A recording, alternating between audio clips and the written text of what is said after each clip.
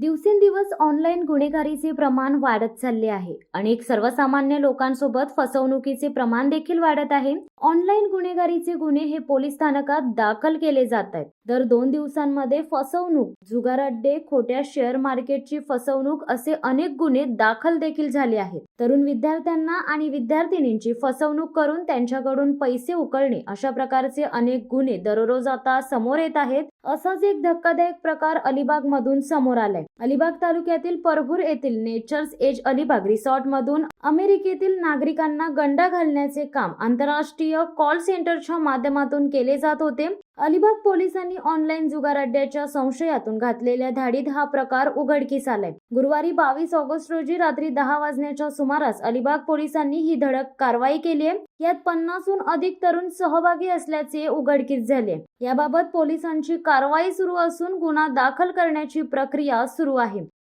शिवसत्ता टाइम्ससाठी धनंजय कवटेकर, अलिबाग. धडक बेधडक वृत्त देणाऱ्या आपल्या शिवसत्ता टाइम्स न्यूज चॅनलला लाल बटन दाबून सबस्क्राईब करा आणि बेल आयकॉनला क्लिक करायला विसरू नका.